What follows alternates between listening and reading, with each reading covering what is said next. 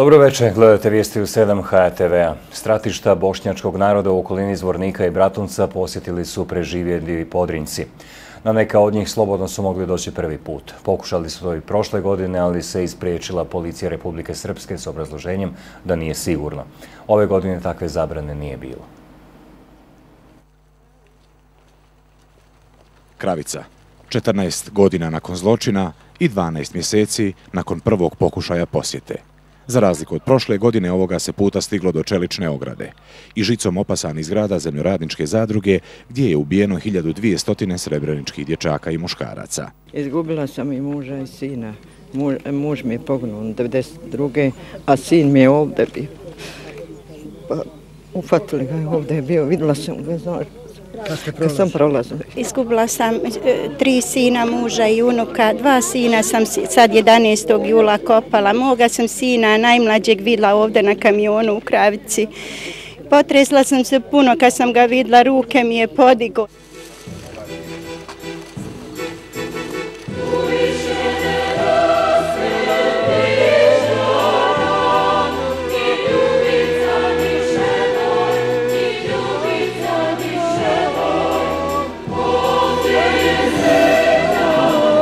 Koliko su majke bošnjakine dostojanstvene, koliko sa svojim dostojanstvom, sa svojom bolom, sa svojom tugom, ipak su stale pored kapije, nisu mogle ući tamo. To je jedna vrsta poniženja, ali šta smo očekivali od onih koji 14 godina šute i ne govore gdje su kosti naše djeci. Ovdje je žica.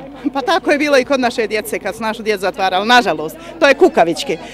Lako je biti heroj nad kukavički, nad golorukim narodom. Ovo je sramno da nam nisu dozvolili da uđemo u ovaj krug gdje nakon 14 godina genocida kako je izvršen ovdje, 1200 ljudi naše djece je pobijeno.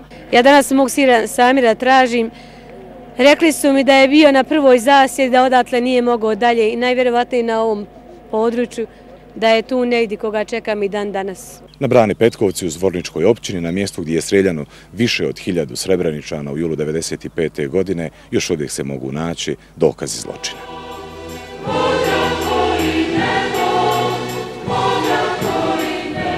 Kozluk, mjesto egzekucije i masovne grobnice, poravnana zemlja.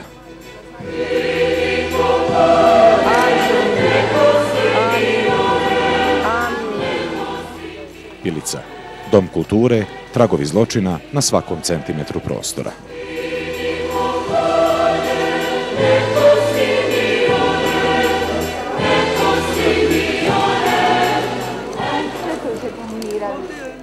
Prvi put nakon 14 godina Srebreničanke su uspjele, snagom volje i upornošću, posjetiti neka od mjesta gdje su ubijeni njihovi najmiliji. 14 godina poslije, uz jake policijske snage i bez incidenata, otvorena je nova stranica o srebreničkom genocidu.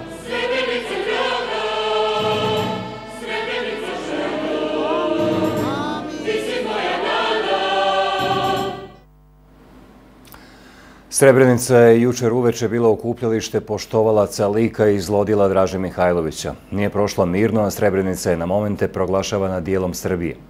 Danas reakcije, osude prije svega. Podsjećam, Bosna i Hercegovina nema zakon o zabrani fašističkog okupljanja i djelovanja, pa ni današnji zahtjev zastupnika u državnom parlamentu Adema Huskića i Remzije Kadrića da SIPA, državno tužiteljstvo i MUP Republike Srpske ispitaju ovaj slučaj nema veliku težinu. Naime, pravnici kažu nullum crimen sine lege, to jest nema zločina bez zakona. Ovo je Srbija, ovo je Srbija. Alupanjevima, ovo je Bosna. Glas koji uzvikuje Bosna pripada ovom čovjeku. Nije mogao trpjeti, kaže, provokacije i uvrede koji su stranci, građani Srbije, uputili Bosancima u Srebrenici. Koji su prilikom ulaska u Dom kulture vrijeđali Bošnjake sa poklicima Nožica, Srebrenica, ubiće, zaklaće, balije na palije i tako dalje. A daleko od Srebrenice i stvarnog života parlamentarci osuđuju divljanje radikala u Srebrenici. I to je sve. Nema ni riječi od zakona o zabrani djelovanja ovakvih pokreta. Nisu to željeli delegati iz RS-a. Isti dan je bilo lijepljenje plakata Šešelja po Bratuncu i tako dalje, što očigledno govori da je ovoj zemlji potreban zakon o zabrani djelovanja organizacija koje baštine i koje promoviraju fašističke ideje netrpeljivosti. Treba imati poštovanje prema žrtvama. Poštovanje prema žrtvama se ne iskazuje prevelikom političkom upotrebom vlastitih političkih stavova. Crne majice s mrtvačkim glavama, šajkače i kokarde, majice podrške Šešelju, dio folklora koji gledamo 2 decenije. I sve to dan poslije Srebreničke godišnjice. Kokarda je jedan simbol i jedno obilježje i ja ne bih poistovjećivao kokardu sa nekim događajem koji je bio.